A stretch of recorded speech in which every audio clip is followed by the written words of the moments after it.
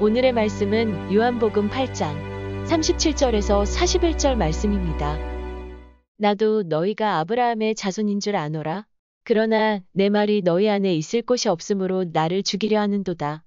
나는 내 아버지에게서 본 것을 말하고 너희는 너희 아비에게서 들은 것을 행하느니라. 대답하여 이르되 우리 아버지는 아브라함이라 하니 예수께서 이르시되 너희가 아브라함의 자손이면 아브라함이 행한 일들을 할 것이거늘 지금 하나님께 들은 진리를 너희에게 말한 사람인 나를 죽이려 하는도다. 아브라함은 이렇게 하지 아니하였느니라. 너희는 너희 아비가 행한 일들을 하는도다. 대답하되 우리가 음란한 데선 아지 아니하였고 아버지는 한 분뿐이시니 곧 하나님이시로다.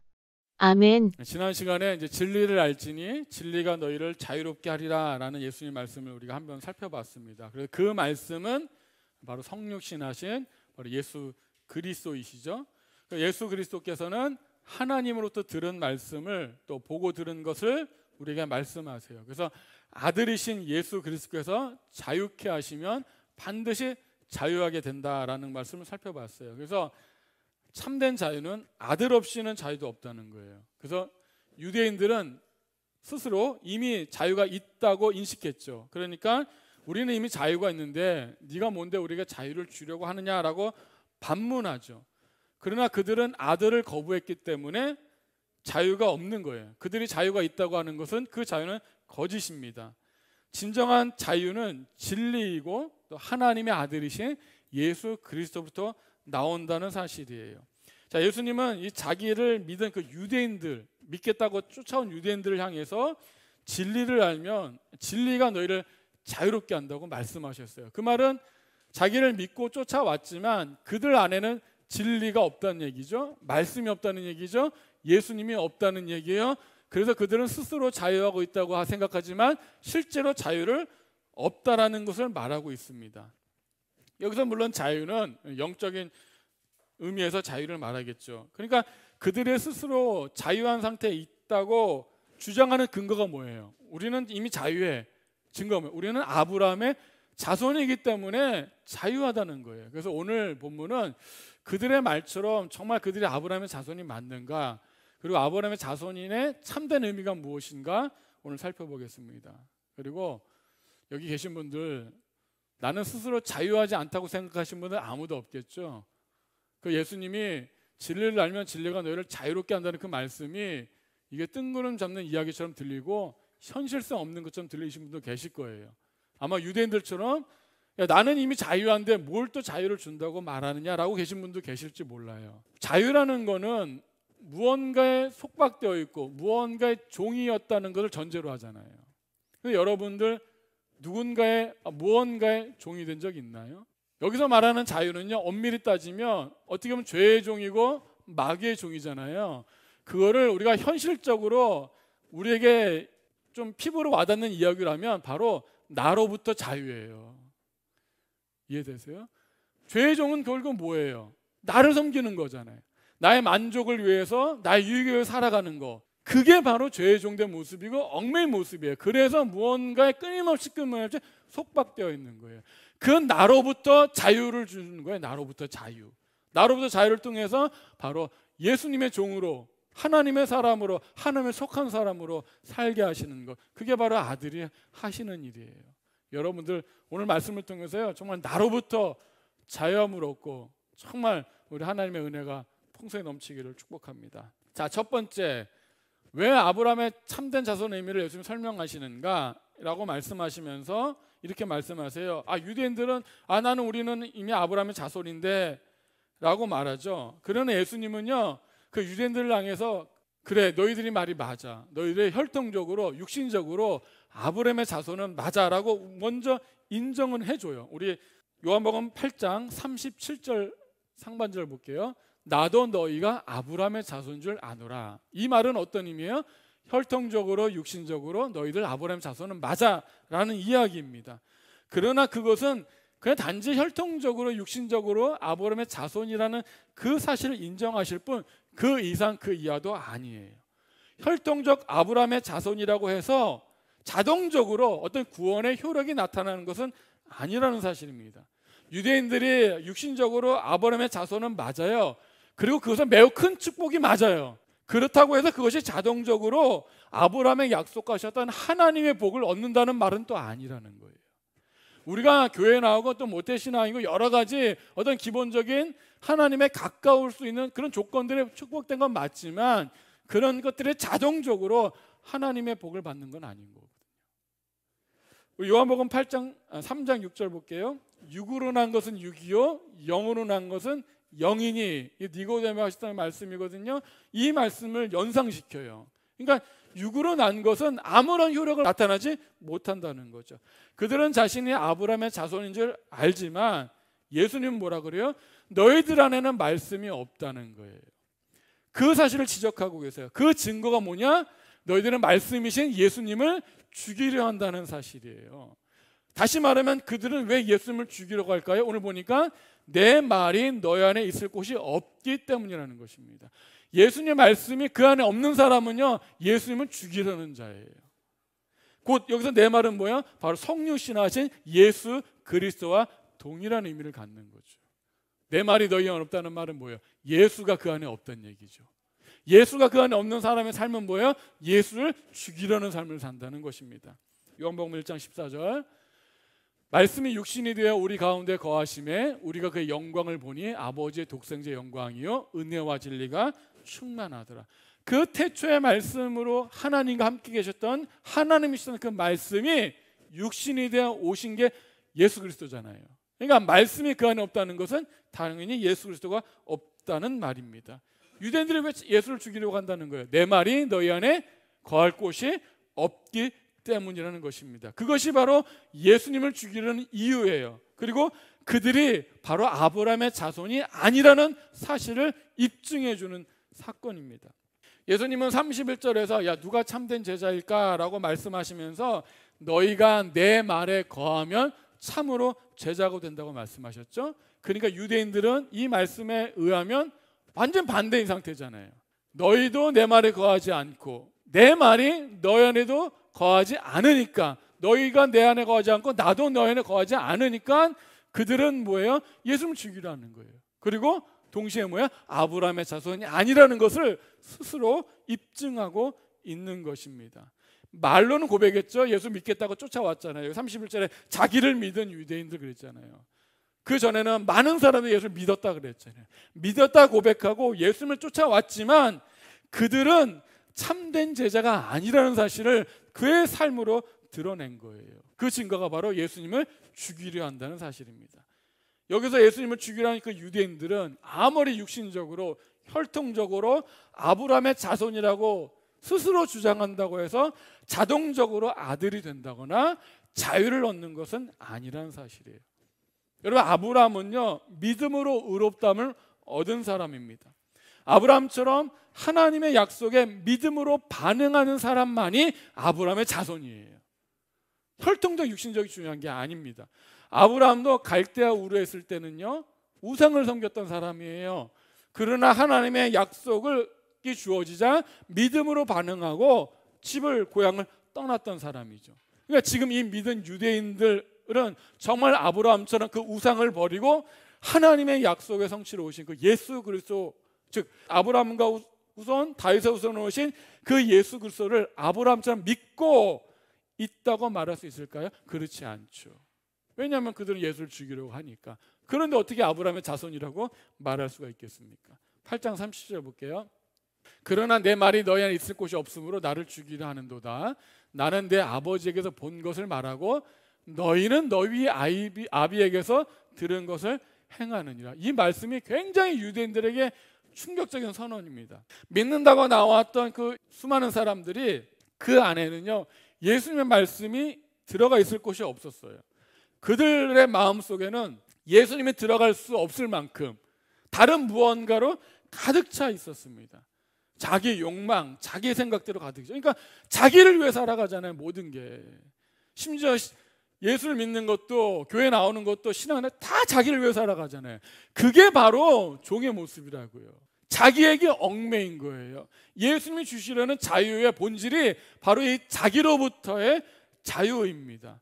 이게 바로 죄된 인간의 실존이에요. 예수님을 만나기 전의 상태입니다. 그래서 예수 믿고 회개한다, 회심한다는 건요, 이런 삶으로부터 돌이키는 것을 말하는 거예요.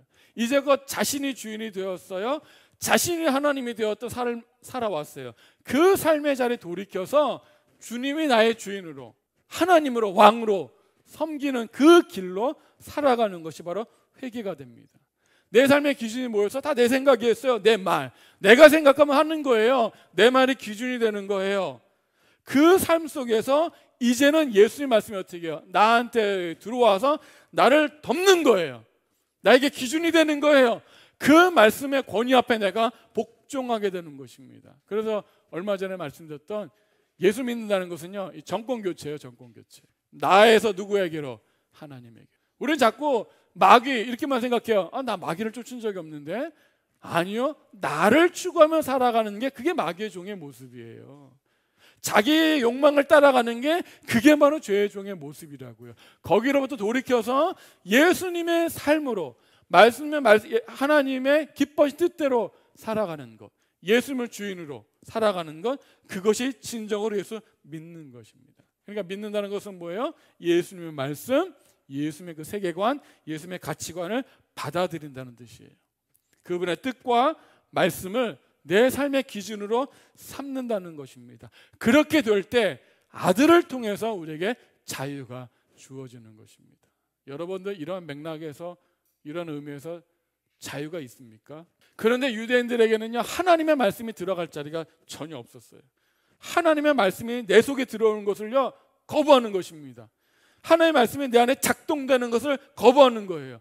나는 하나님의 사람이다라고 말은 해요. 나는 예수를 믿는다고 말은 해요. 그러나 그들에게는요, 진리가 주는 자유가 없어요. 스스로 자유롭다고 살아가지만 그것이 바로 자기에게 얽매인 삶, 죄에 얽매인 삶, 마귀에게 얽매인 삶으로 살아가는 모습일 뿐이에요. 본인만 모를 뿐이에요. 그들은 하나님의 진정한 아들의 삶을 살아가지 못합니다. 하나님의 통치를 거부해요. 그러니까 다른 무언가의 종이 되어 살아갑니다. 우리가 정말 하나님을 믿는다면 하나님이 우리 안에서 말씀하시고 우리를 사용하시도록 우리 자신을 내어드리기를 축복합니다. 그게 우리가 자유롭게 사는 길이에요. 유대인들은 하나님 아버지께서 예수님을 통해서 하신 그 말씀을 따르지 않습니다. 그리고 자신들의 아버지가 하는 말을 따르고 있다고 말해요. 오늘 다시 보면 보세요. 뭐라고 되어 있어요? 여기 보니까 38절, 나는 네 아버지의 본 것을 말하고 너희는 너희 아비에게서 들은 것을 행하느니라. 그러니까 예수님의 아버지와 유대인들의 아버지가 다르다는 식으로 말씀하고 있잖아요. 유대인들의 아버지는 그러니까 하나님 아버지가 아닌 거죠. 그들의 아버지는 누구예요? 여기서 말하는 아버지는 육신적 아버지를 가리키는 게 아니잖아요. 여기서 아버지는 누구예요? 나중에 44절에서 밝혀줍니다. 볼게요. 다시. 너희는 너희 아비 마귀에게 났으니 너희 아비 욕심대로 너희 행하고자 하느니라. 그는 처음부터 살인한 자요. 진리가 그 속에 없었으므로 진리에 서지 못하고 거짓을 말할 때마다 제 것으로 말하나니 이는 그가 거짓말장이요 거짓의 아비가 되었습니다. 그러니까 유대인들의 아버지는 누구라는 거예요? 마귀라는 거예요. 자신들은 아버지 누구라고 생각하고 있는데 하나님 아버지라고 생각하고 있는데 실상의 그들의 아버지는 마귀라는 것입니다. 이 말씀이 우리 한번 진짜 귀담아 들어야 됩니다. 유대인들은 심각하게 착각하고 있었다는 거예요. 아브라함의 혈통이라는 그 사실만을 하나만을 믿고 그리고 그들은 율법을 받고 알고 있다고 해서 우리는 자유하다고 믿었거든요. 남의 종된 적이 없다고 믿었거든요. 하나님의 약속이 우리에게 그대로 임한다고 믿고 있었거든요. 우리는 하나님의 아브라함처럼 상속자라는 사실에 조금 더 믿음의 흔들림이 없었습니다. 과거에 우리에게 예루살렘 성전만 있으면 우리는 안전할 거야 믿고 있다가 멸망했던 그 역사를 경험했음에도 불구하고 여전히 껍데기만 붙들고 실상은 보지 못한 채 그대로 있었던 거예요. 아무것도 배우지 못했습니다. 세례 요한이 이미 했던 말이 있어요. 누가복음 3장 7절부터 8절. 요한이 세례 받으러 나오는 물에게 이르되 독사의 자식들아 누가 너에게 일러 장차 옳지 널 피하라 하더냐. 그러므로 회개에 합당한 열매를 맺고 속으로 아브라함이 우리 조상이라 말하지 말라.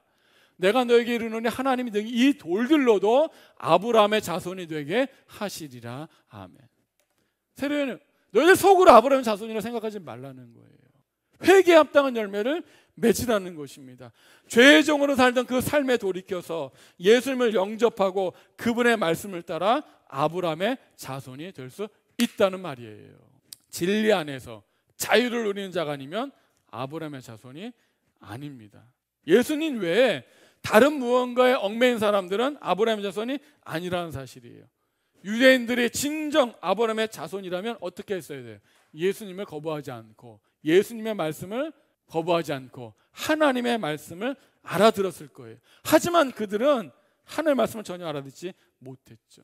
그들 마음속에는요, 예수님의 말씀에 거할 자리가 하나도 없었습니다. 그렇기 때문에 당연히 어떻게 그들은 예수님을 죽이려고 했던 것입니다. 여러분, 예수님을 죽이려 한다는 게 뭐예요? 예수님의 말씀을 죽이려 했다는 뜻이에요.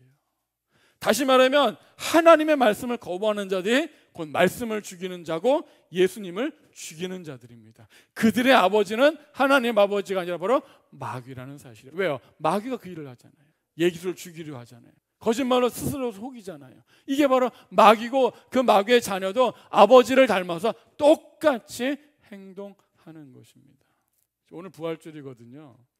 예수님은 십자가에 죽으셨다가 3일 만에 부활하셔서 하나님 보좌 우편에 계셔죠. 우리가 예수님을 죽였나요? 그 자리에 없었죠. 그러나 우리가 예수님을 죽이려는 삶을 산다는 건 뭐예요? 오늘 예수님의 말씀을 거부하는 것. 그게 예수를 죽이려는 삶의 모습이에요. 오늘 부활주를 통해서 다시 이 모든 것이 회복되기를 바랍니다. 이미 내가 하나님의 자녀가 되었다는 확신이 있으면 감사하고 그 말씀을 내 삶으로 살아내므로 정말 부활의 주님이 사신 것처럼 그렇게 사시는 삶이 회복되길 바라고요. 그렇지 못했던 영분들은요, 오늘 회심하고 돌이켜서 정말 아들이 주는 그 자유를 누리기를 축복합니다. 8장 38절 볼게요. 나는 내 아버지가 본 것을 말하고 너희는 너희 아버지에게서 들은 것을 행하느니라 라고 말했죠. 그러니까 그들은 아브라함과 전혀 다른 삶을 살았기 때문에 아브라함의 자손이라고 할 수가 없다는 거예요. 우리 아브라함은 하나님의 말씀에 순종한 사람입니다. 우리 성경 찾아볼게요. 히브리서 11장 8절. 자, 지금 누가 아브라함의 참 자손인가를 살펴보고 있어요. 유대는 스스로를 아브라함 자손이라고 하지만 예수님은 아니라는 거예요. 왜요? 예수님의 말씀이 그 안에 없기 때문에, 너희는 나를 죽이려 하기 때문에 아니라는 거죠. 그러니까 아브라함의 자손이라면 필연적으로 어떻게 아브라함처럼 사는 거죠. 그런데 너희는 말로는 아브라함의 자손이지만 삶을 보니까 마귀의 삶과 닮아 있죠. 마귀가 예수를 죽이려고 하잖아요. 스스로 속이잖아요. 그러니까 너희들 아비는 마귀라는 거고 너희는 마귀의 자녀라는 거잖아요. 그래서 지금 살펴볼 것은 누가 아브라함의 참된 자손인가라는 맥락에서 아브라함이 어떤 삶을 살았는가를 보려고 하는 거예요. 11장 8절부터 19절. 믿음으로 아브라함은 부르심을 받았을 때 순종하여. 보세요. 말씀이 주어졌을 때 그는 순종했다는 거예요. 유대인들은 거부하고 있잖아요. 장래 유업을 받을 땅에 나아갈 때 갈 바를 알지 못하고 나아갔으며 믿음으로 그가 이방의 땅에 있는 것 같이 약속의 땅에 거류하여 동일한 약속을 유업으로 함께 받은 이삭 및 야곱과 더불어 장막에 거하였으니 이는 그가 하나님이 계획하시고 지으실 터가 있는 성을 바랐습니다.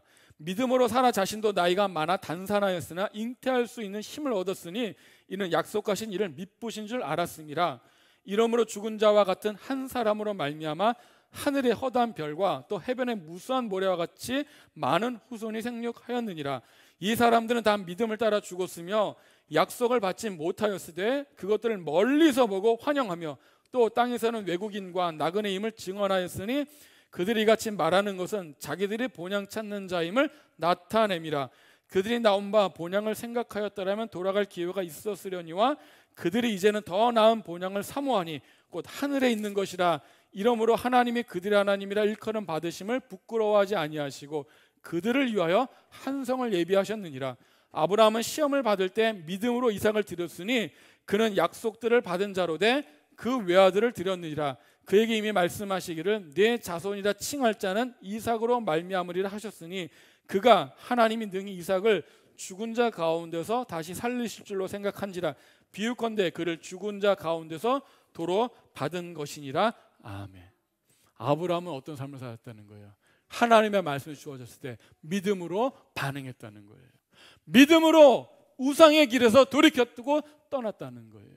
믿음으로 이삭을 바쳤다는 거예요. 믿음으로 하늘을 바라보고 살았다는 것입니다. 그러니까 그 아브라함 안에는 뭐가 있었는 거예요? 말씀이 있었잖아요.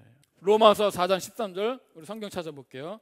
아브라함이나 그 후손에게 세상의 상속자가 되리라 하신 언약은 율법으로 말미암은 것이 아니 오직 믿음의 의로 말미암은 것이냐. 그러니까 아브라함에게 주어진 그 상속의 약속은 혈통이나 육신으로 되는 게 아니라는 거예요. 오직 뭐예요? 믿음으로 된다는 사실입니다. 그리고 16절 볼게요. 로마서 4장 16절. 그러므로 상속자가 되는 그것이 은혜에 속하기 위하여 믿음으로 되나니 이는 그 약속을 그 모든 후속에게 굳게 하려 하심이라. 율법에 속한 자에게뿐만 아니라 아브라함의 믿음에 속한 자에게도 그러하니 아브라함은 우리 모든 사람의 조상이라. 기록된 바 내가 너를 많은 민족의 조상으로 세웠다 하신가 같으니 그가 믿은 바 하나님은 죽은 자를 살리시며 없는 것을 있는 것으로 부르시는 이시니라. 아브라함의 바랄 수 없는 중에 바라고 믿었으니 이는 내 후손이 이같으리라 하신 말씀대로 많은 민족의 조상이 되게 하려 하심이라. 보세요. 아브라함의 자손이 혈통적 육신적으로 된다고 말하지 않아요. 누가 아브라함의 자손이에요? 아브라함과 같은 믿음을 가진 사람이 아브라함의 자손이에요. 근데 그 아브라함은 어때요? 바랄 수 없는 중에 바라고 믿었다는 거예요. 하나님은 죽은 자를 살리신 하나님으로 믿었다는 거예요. 19절. 그가 백세나 되어 자기 몸이 죽은 자 같고 사라의 태가 죽은 것 같음을 알고도 믿음이 약해지지 아니하고 믿음이 없어 하나님의 약속을 의심하지 않고 믿음으로 견고하여져서 하나님께 영광을 돌리며 약속하신 그것을 또한 능히 이루실 줄을 확신하였으니 그러므로 그것이 그에게 의로 여겨졌느니라. 그에게 의로 여겨졌다 기록된 것은 아브라함만 위한 것이 아니요 의로 여기심 받을 우리도 위함이니 고 예수 우리 주를 죽은 자 가운데서 살리신 이를 믿는 자니라. 예수는 우리가 범죄한 것 때문에 내줌이 되고 또한 우리를 의롭다 하시기 위하여 살아나셨느니라. 아멘. 이게 아브라함 믿음이었다고요. 아브라함의 삶의 모든 코드는 믿음이에요. 그 안에 말씀이 있기 때문에 말씀의 믿음으로 작동을 해갖고 어떻게 말씀으로 산 거예요. 그러니까 말씀으로 우상의 길에서 돌이키고 말씀으로 고향을 떠나고 말씀으로 이삭을 바치고 그가 죽은 것 같은 몸에 있음에도 불구하고 의심하지 않고 믿음으로 하나님에 반응했던 것입니다. 이런 믿음을 가진 사람이 누구예요? 바로 아브라함의 자손이라고 말하는 거예요. 그런데 지금 유대인들은요 말씀을 거부하고 있잖아요. 말씀이신 예수님을 죽이려고 있잖아요. 그러니까 그들은 아브라함 자손이 아니라는 사실입니다. 8장 56절 제가 볼게요. 너희 조상 아브라함은 나의 때 볼 것을 즐거워하다가 보고 기뻐하였느니라. 특히 아브라함은 어떤 사람이었어요? 메시아의 때를 기대하며 즐거워했습니다. 그 안에 뭐가 있었어요? 말씀이 있었잖아요. 그 안에 말씀이 있었다는 건 뭐예요? 진리이신 아들이신 예수 그리스도가 있었다는 거예요. 성경의 창세기에는 아브라함 사건에는 예수님 이야기가 나오지 않지만 성경은 해석해 주죠. 그 안에 누가 있었다는 거예요? 예수가 있었다는 사실이에요. 메시아가 있었다는 사실을 보여주고 있습니다. 이게 믿음의 사람이고 우리는 누구도 아브라함을 조상이라고 부르고 아브라함의 후손이라고 말하는 그 사람들은 어떤 사람이에요? 그 안에 누가 있는 사람이에요? 말씀 있는 사람이에요. 그 안에 누가 있는 사람이에요? 예수가 있는 사람이에요. 그 사람은 어떻게 살아요? 믿음으로 사는 사람이에요. 내 기준, 내 욕망을 쫓아 사는 게 아니라 뭐예요? 하나님의 약속을 붙들고 살아가는 사람입니다. 지금의 고향보다 더 나은 본향을 사모하며 살아가는 사람들이에요. 썩어 없을 양식이 아니라 영생하도록 있는 양식을 위하여 살아가는 사람들이 바로 아브라함의 자손입니다.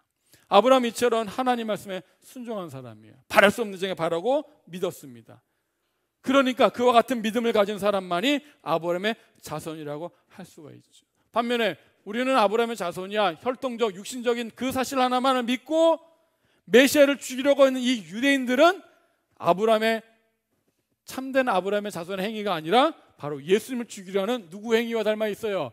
마귀 행위와 닮아 있잖아요. 그러니까 그들의 아비는 누구야? 마귀라는 사실을 그들의 삶으로 증거하고 있습니다.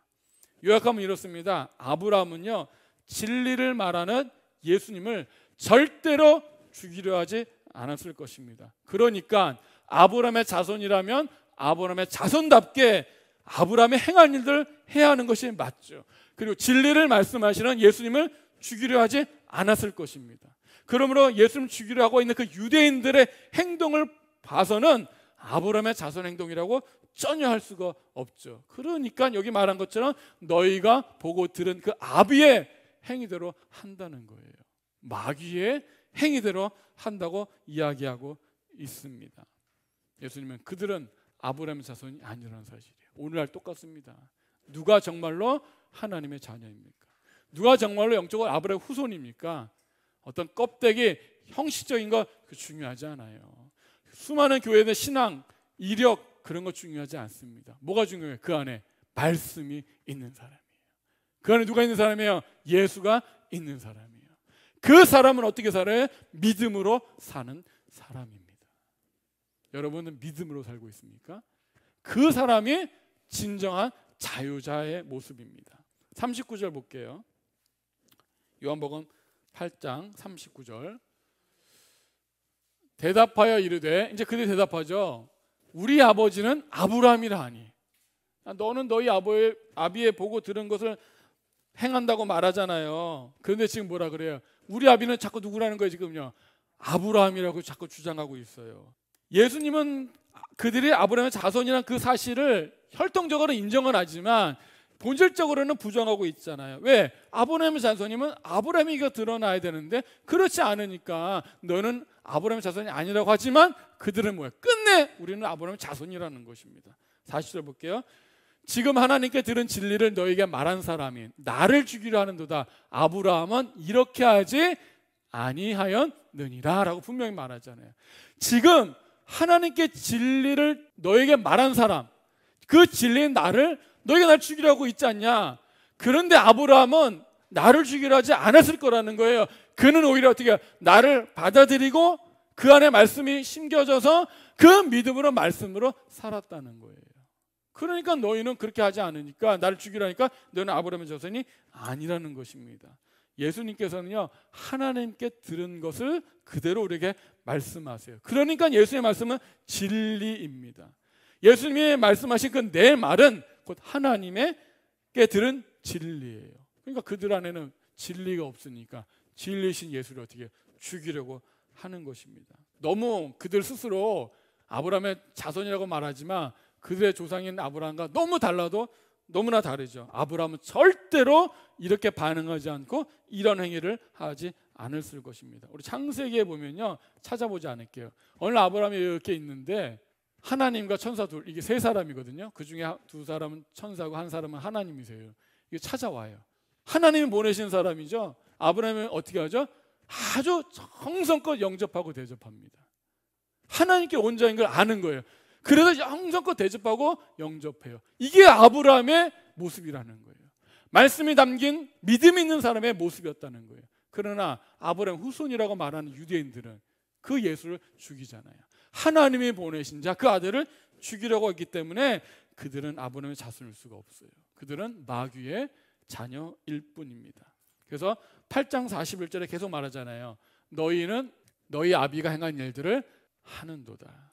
그러니까 내 말이 내가 누구냐를 증명하지 않아요. 내 말이 내 아버지가 누구냐고 증명하지 않습니다.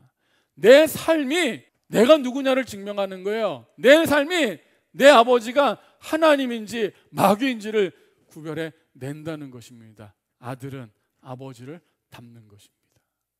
아버지께 보고 들은 것을 행하는 것입니다.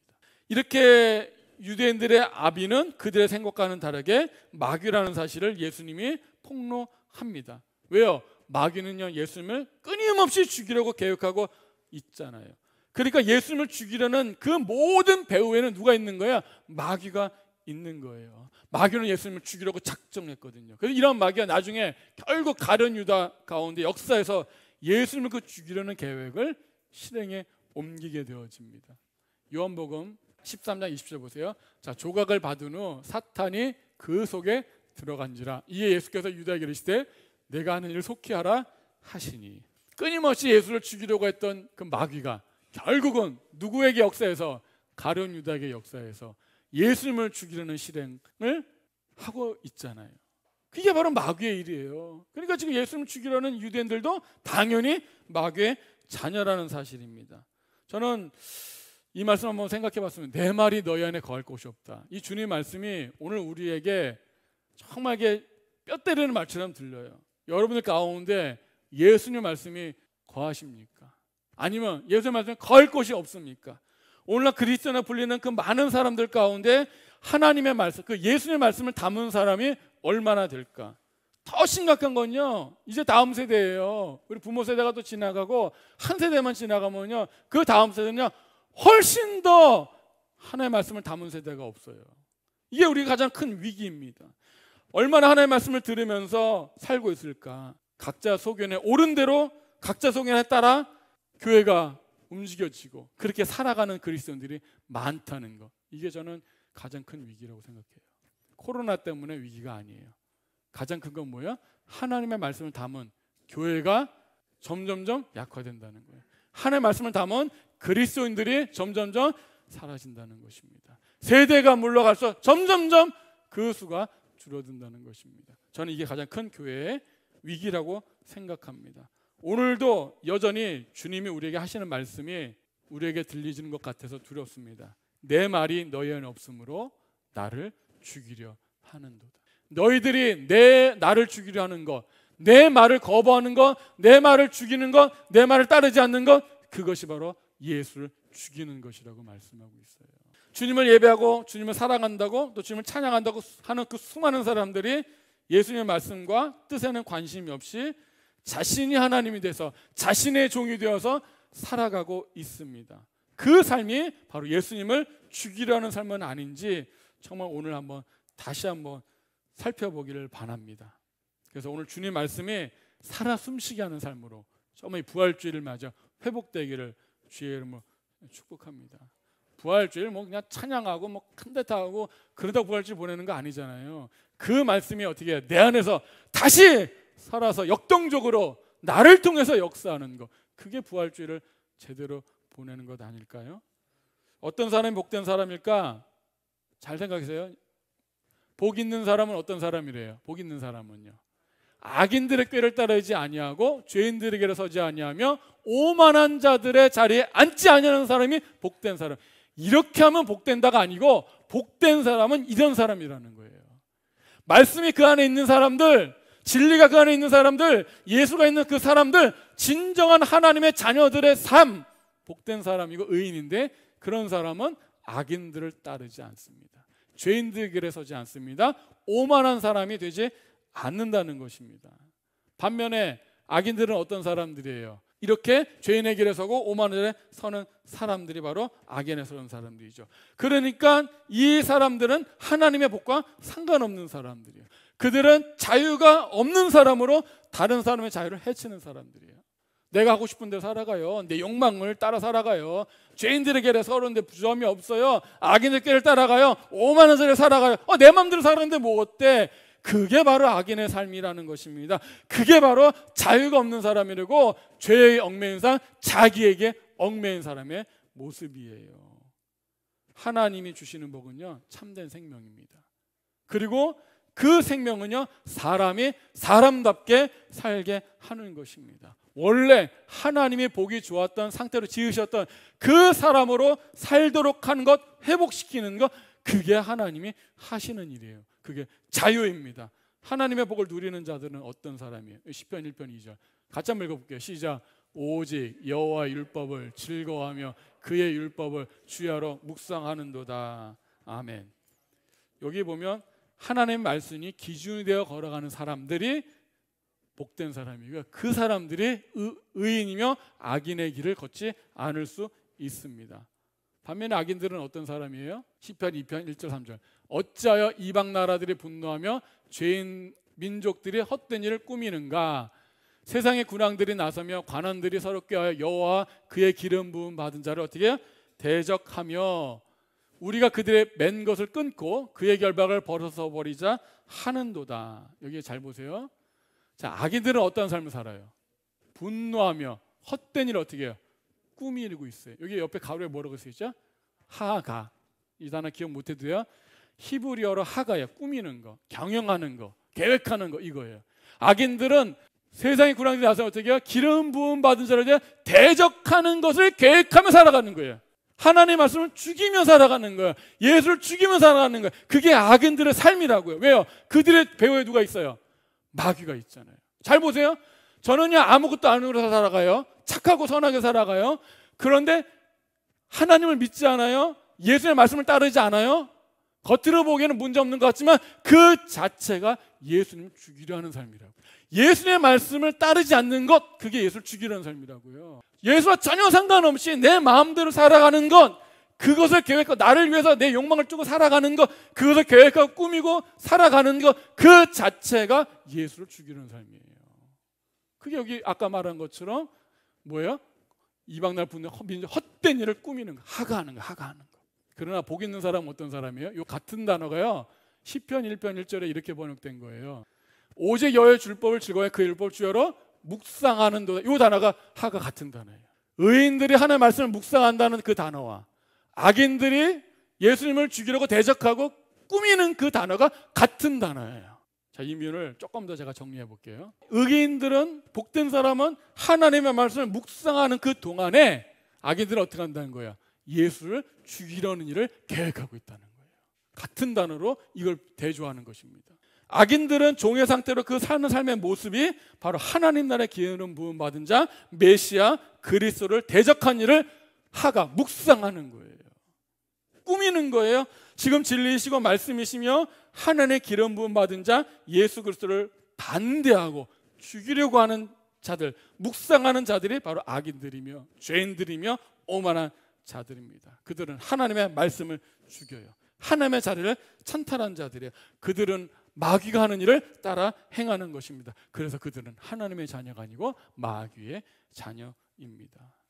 우리가 이제 로마서 천독을 그래서 이제 하는데요. 복 있는 사람은 어떻게 해요? 의인은요 하나님의 말씀을 율법을 주야로 어떻게 해요? 묵상한다 그랬잖아요. 하가한다 그랬잖아요. 묵상한다는 게요 세 가지 의미가 있어요. 그냥 성경을 이렇게 눈으로 읽는 것이 아닙니다. 첫 번째 의미는 이렇게 소리내서 작은 소리로 읊조리면서 읽는 거예요. 그게 묵상한다는 의미입니다. 두 번째 의미는요 으르렁거리다는 단어가 있어요. 사자가 굶주려서 삼킬 자를 양식을 짜다 으르렁거리듯이 공룡 같은 으르렁거리는 모습이 하가예요. 그러니까 시편 1편의 2절에 이 악인들이 하나님의 기름 부음 받을 대적하면서 꾸민다 그랬잖아요. 그 단어가 어떤 의미인가요? 사자처럼 으르렁거리고 삼키려고 지금요 꾸미고 있는 거예요. 그래서 우리가 그들의 맨 것들을 끊고 결박을 벗어나는 그 전쟁을 하고 있는 거예요. 의인들과 악인들이 이 전쟁을 하고 있는 것입니다. 끊임없이 의인들은 이 악인들의 자기를 삼키려고 죽이려고 대적하는 걸 알기 때문에 싸우지 않으면 죽는다는 걸 알기 때문에 필사적으로 어떻게 으르렁 거리면서 말씀을 읽는 거예요. 이걸 내가 말씀을 읽지 않으면 나는 삼켜버려 당하는 거예요. 죽는 거예요. 그렇기 때문에 이기려고 어떻게 말씀을 으르렁 거리면서 읽는 모습이에요. 어떻게 좀 이렇게 입체적으로 보이시나요? 이 두 싸움을 하고 있다는 것입니다. 그 세 번째 의미가 꾸민다, 경영하고 계획한다는 이야기예요. 그러니까 하나님의 말씀을 묵상한다는 건 뭐예요? 그저 내 삶과 상관없이 책 읽듯이 읽고 그 지식을 축적하는 게 아니에요. 하나님의 말씀을 소리내서 읽으면서 더 나아가 으르렁 거리면서 어떻게 해요? 하나님의 말씀으로 살아내려고 필사적으로 살아내는 것입니다. 그리고 그 일을 계획하고 꾸미는 것이 바로 의인의 모습이에요. 여러분 로마서 천독을 하면서 어떻게 말씀을 읽으셔야 돼요. 어떤 마음? 으르렁거리면서 이 말씀 내가 안 적으면 죽는다라는 마음으로 이 말씀을 내가 산다는 마음으로 읽는 거예요. 으르렁거리면서 악인들의 대적을 맞서 싸우면서 읽는 거예요. 그리고 이 말씀을 뜬겨서 어떻게 해요?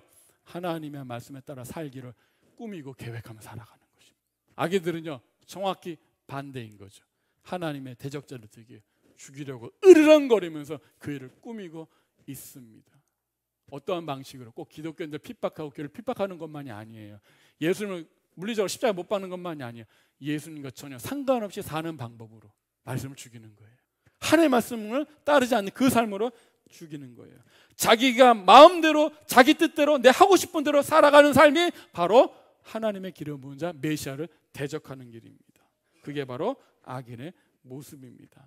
이처럼 말씀을 묵상하는 자가 의인이며 복된 사람입니다. 그래서 말씀을 묵상하는 자가 어떤 일이 있죠?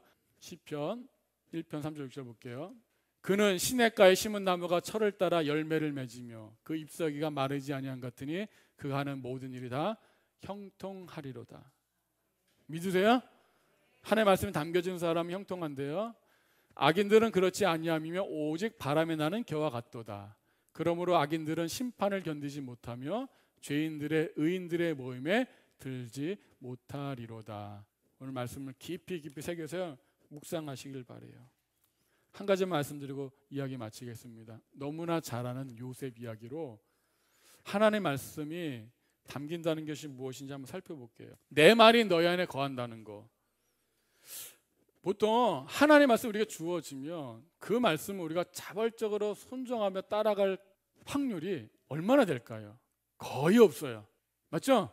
어떻게 열이면 열 따라가고 싶지 않은 말씀만 하시는 것처럼 들려요. 대부분 하나님의 말씀이야 내가 막 능동적으로 따라간다는 느낌보다 어쩔 수 없이 끌려가서 하는 느낌들이 많을 때가 많아요. 신앙을 하다 보면. 우리가 잘 아는 요셉 한번 살펴볼게요. 요셉이 어느 날 꿈을 꾸죠. 꿈을 꾸고 그 꿈에 보니까 형들이 자기들 절해요. 또 그 꿈을 또 자랑 삼아 막 형들한테 얘기했다가 어떻게 신나서 얘기했다고 형들의 미움을 사서 팔리죠. 그래서 애굽에 팔려서 이 보디발 장군의 노예가 되고 또 거기서 이 보디발 아내의 어떤 유혹에 또 이겨내다가 그냥 또 억울하게 또 옥살이를 하게 되고 이런 삶을 살아갑니다. 그래서 결국 끝에는 이제 총리가 되어서 자신의 가족들을 구원하게 된다는 이야기 너무 잘하고 있어요. 근데 우리가 요셉을 교회에서 뭐 꿈꾸는 자 요셉에서 요셉처럼 비전을 가져라, 꿈을 가져라, 뭐 꿈을 이루며 살아가라 이렇게 말하는데 요셉은요 비전을 가진 사람이 아니에요. 뭔가 비전을 갖고 그 비전을 이루기 위해서 뭔가 적극적으로 해나간 사람이 아닙니다. 요셉은요 어떤 삶이에요? 그냥 끌려다니는 삶이에요. 시편 105편 볼게요. 잘 보세요. 이제 저는 오늘 말씀이 여기 계신 분들에게 정말 위로가 되기 힘이 되길 바라요. 105편 17절 22절. 자, 그가 한 사람을 앞서 보내셨으며 요셉이 종으로 어떻게 해요? 팔렸도다. 여기서 그가 누구예요? 하나님이 한 사람을 보냈대요. 앞서서. 누굴 보낸 거예요? 요셉을 보낸 거예요. 요셉이 애굽에 간 거 스스로 꿈을 꾸고 비전을 가지고 갔나요? 보내짐을 받았나요? 받은 거죠. 요셉이 종으로 스스로 팔려갔나요? 팔렸나요? 팔렸죠.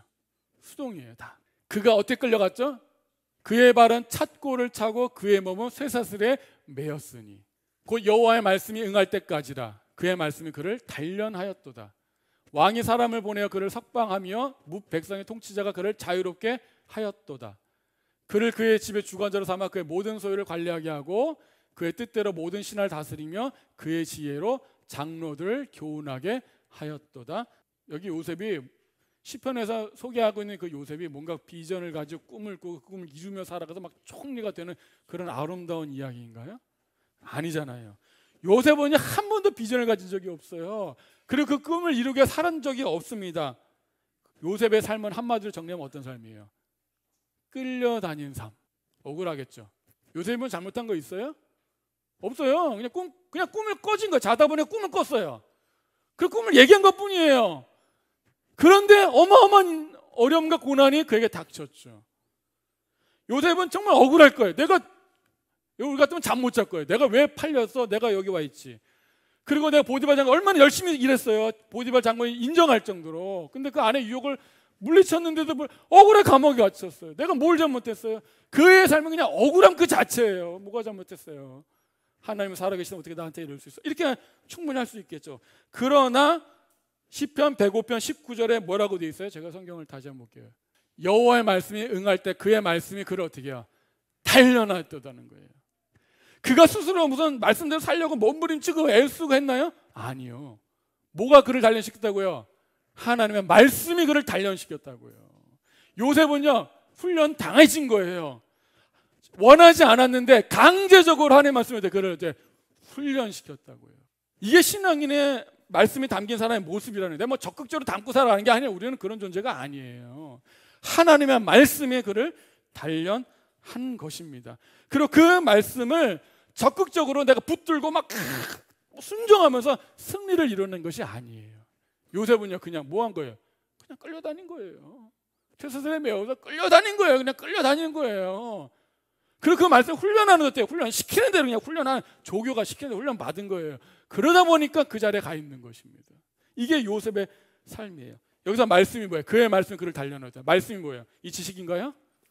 성경 말씀이 나를 이렇게 단련시켰어. 아니죠. 말씀이 뭐예요? 예수 그리스도잖아요. 하나님이 요셉을 단련시키신 것입니다. 이게 중요하다고요. 자꾸 우리는 성경을 지식으로 접근하세요. 이 지식이 나를 어떻게 해줄 줄 알아요? 아니요. 지식은 아무런 힘이 없다고요. 말씀이신 예수 그리스도가 나를 단련시키는 것입니다. 말씀이신 예수 그리스도가 나를 자유롭게 하시는 것입니다. 이거를 꼭 기억하십시오. 여기 보면 18절에 뭐라고 되어 있어요? 그의 발은 착고를 차고 그의 몸은 쇠사슬에 매었으니. 여기 몸이라고 번역된 단어가 히브리어로 넷빗이에요. 넷빗이 혼이란 뜻이에요. 혼. 그러니까 쇠사슬에 묶인 게 뭐예요? 요셉의 몸이에요? 아니요. 요셉의 혼이라고요. 요셉의 혼을 하나님이 탁 묶어서 어떻게 해요? 정신없이 끌고 다니는 거예요. 요셉이 무슨 꿈을 꾸고 이루기 위해서 뭐 열심히 아니에요. 요셉은 뭐 한 거예요? 정신없이 끌려다니는 거예요. 애굽으로, 보디발 장관의 집으로, 감옥으로, 총리로 그냥 끌려다니는 것뿐이에요.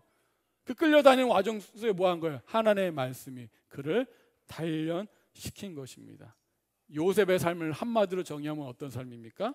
쇠사슬에 묶여서 끌려다니는 삶이에요. 내 삶을 보시라고요. 하나님의 말씀이 나를 끌고 가고 있다고요. 훈련 받으니까 피곤한 거예요. 원래 교육생은요 항상 피곤해요. 항상 졸려요. 정신이 없어요. 군대 가보셨지만 뭐 얘기하겠지만 뭐 쉴 틈이 없어요. 그냥 뭐 정신이 없어요. 그냥 하는 대로 뛰려면 뛰고 하는 거잖아요.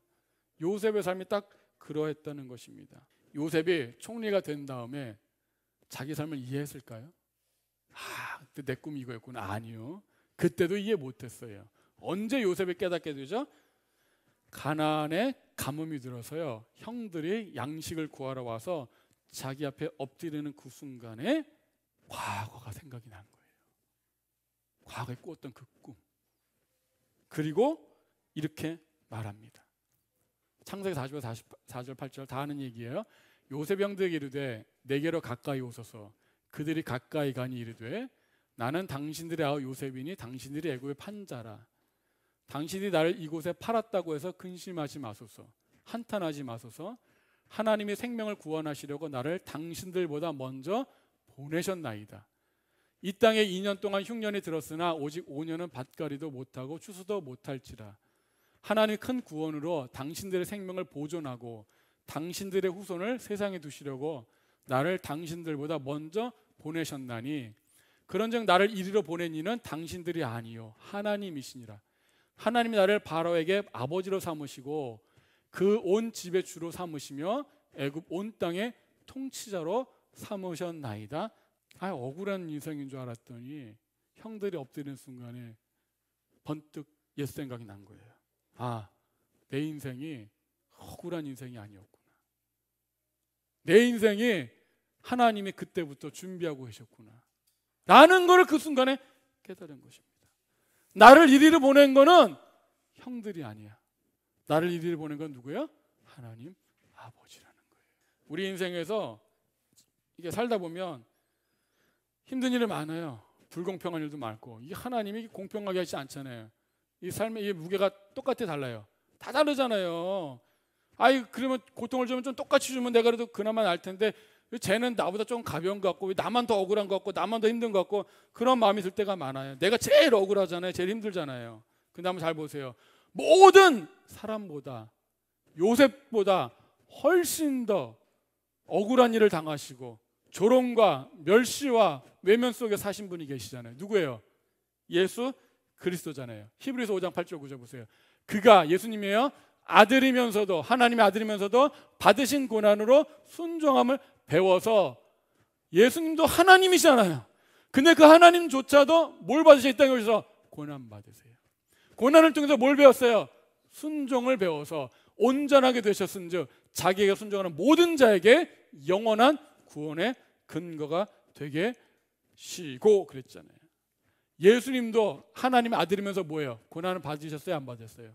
받으셨어요. 우리가 받은 건 훨씬 더 억울해. 우리를 구원하고 오신 분이, 죄도 없으신 분이 억울하게 잡혀서 매 맞고 고난당하고 조롱당하고 멸시당하고 십자가에 죽기까지 했잖아요. 그야말로 억울한 죽음이잖아요.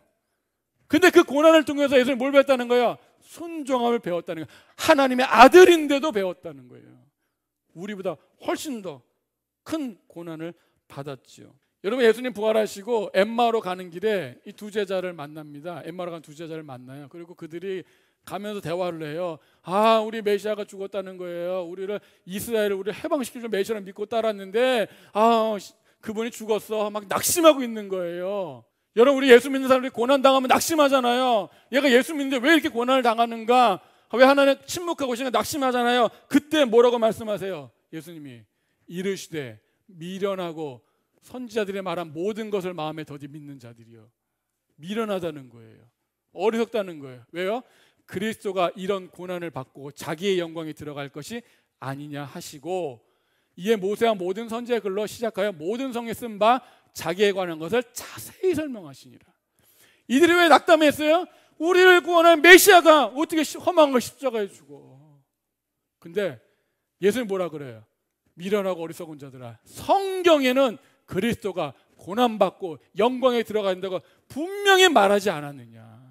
성경대로 예수님은 고난을 당하고 십자가에 죽으셔서 영광에 들어가는데, 지금 예수님이 영광에 들어가는 그 길을 갖고 계시네. 너희들은 왜 낙담하고 실망하느냐 해요. 이게 그리스도의 삶입니다. 영광의 길에서 반드시 뭐가 지나야 돼요? 고난. 부활이 있기 전에 반드시 뭐가 돼요? 십자가의 죽음이에요. 예수님이 영광에 들어가는데 고난을 통해서 들어간다는 것, 성경에 이미 수많은 곳에 예언해놨는데 지금 그 말씀이 이루어지는 것을 보면서도 왜 낙심하고 어리석냐라고 말하는 거예요. 우리 예수님 믿는 사람들 고난당하고 있어요. 지금 막 정신없어요.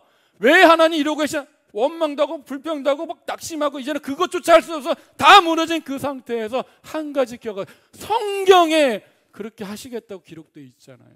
고난을 통해서 우리에게 뭐 하시는 거예요? 순종함을 가르치신다 그러잖아요. 여러분, 지금 하나님이 뭘 하시고 계신 거예요? 고난을 통해 순종함을 배우게 하신다고요. 고난은요 단순한 고통이 아닙니다. 고난은요 순종을 배우는 기간입니다. 그 기간을 통해야만 하나님의 영광의 자리에 들어가는 것입니다.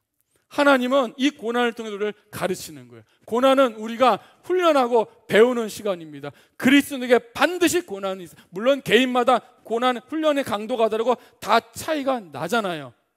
우리 많은 사람이 신앙을 오해요. 하나님 아무것도 안 하고 계신다, 안 해주고 원망하고 불평하고 심지어 떠나려 하잖아요. 그러나 하나님은요 우리를 훈련시키셔서 예수님의 수준으로 만들어 가시는 분이십니다. 이걸 이해하셔야 돼요. 물론 각자 삶 속에 여러 가지 시험들 만나고 거기서 하나님의 지혜를 구하고 지혜를 속에 잘 헤쳐나가야죠. 그러나 큰 맥락, 우리 인생 전체가 이런 식으로 흘러간다는 거예요. 말씀이 담긴 자들의 삶이 이렇다는 거예요. 우리를 끌고 가시는 거예요. 하나님의 말씀이 우리 안에 거한다는 건 이런 것입니다. 그래서 하나님이 이끄시는 그 길에서 우리는 어떻게 배우는 거예요. 요셉처럼 그의 말씀이 그를 단련시켰도다. 여러분들 지금 하나님이 단련시키고 계시는 거예요. 하나님은 추적자세요. 하나님의 선하심과 인자하심, 내 평생의 나를 따르리니 추적한다는, 하나님은 추적자예요. 추적자. 우리를 도망갈 수가 있다 없다? 못 도망가요. 말씀이 우리 안에 담겨 있는데 어떻게 도망가요? 말씀 우리 안에 계신데, 예수님이 우리 안에 계신데 우리가 어떻게 도망가요? 우리가 도망가는 그곳에 예수님이 계신데 못 도망갑니다. 끝까지 우리를 훈련시키십니다. 훈련받는 거 어떻습니까? 편안해요? 힘들어요? 힘들어요. 악소리 나와요? 안 나와요? 나와요. 그게 훈련받은 모습이에요. 하나님이 우리를 이끌어 가십니다. 우리가 할 수 있는 일은 하나밖에 없어요. 뭐밖에 없을까요? 훈련받을 때 우리가 할 수 있는 일이 뭐가 있어요? 뭘 또 순종이에요. 소리 꽥꽥 지르는 것밖에 없어요. 예? 그냥 소리 지르는 거예요. 소리 지르는 거예요. 그러면요 어느 순간 훈련이 되어져 갑니다. 요셉이 뭘 했어요? 그냥 끌려다닌 거잖아요. 하나님도 우리 삶을 끌고 가십니다. 오직 의인은 무엇으로 산다? 믿음으로 산다. 믿음으로 산다는 건 뭐죠? 버티고 견디며 그냥 사는 거예요. 여러분들 믿음으로 견디시기 바랍니다. 의인은 뭘로 산다고요? 믿음으로 사요. 믿음은 어떻게 생겨요? 들으면서 나는 거예요. 그리스도의 말씀을 들으면서 나는 거예요. 그럴 때 버틸림, 견딜림이 우리 가운데서 역사하는 것입니다. 힘은 들죠. 소리는 질러요. 이거 못 살겠다고 소리는 질러요. 그래도 우리는 그 과정 통해서 훈련되어 가는 것입니다. 그때는 보이지 않는 것이 나중에 요셉처럼 보이게 되는 날이 올 줄로 믿습니다. 제가 골목길 얘기 많이 하거든요. 골목길은요, 그 골목길까지 가야 옆에가 보여요. 하나님이 오늘 우리 훈련시켜서 세월이 지나면 요셉의 자리에 갔을 때, 아, 형들이 나를 판 건 줄 알았더니 하나님이 나를 먼저 보내셨구나 라고 깨닫고 이해되는 순간이 올 줄로 믿습니다. 지금 여러분들 훈련하는 시간일 수 있습니다. 견디십시오. 말씀이 우리 안에 담겼다는 삶은 그런 것입니다. 말씀으로 따라간다는 삶은요, 어찌 보면 끌려가는 삶이에요. 하나님이 우리가 하는 그 모든 일보다 우리를 어떻게 해요? 훨씬 더 강력하게 우리를 이끌어 가십니다. 잘 버티면서 견디면서 사시는 우리 모두가 되기를 주의 이름으로 축복합니다. 그리고 말씀이 살아내서 다시 부활의 신앙으로 우리 삶 가운데 작동되기를 축복하면서요, 찬양하고 마치겠습니다.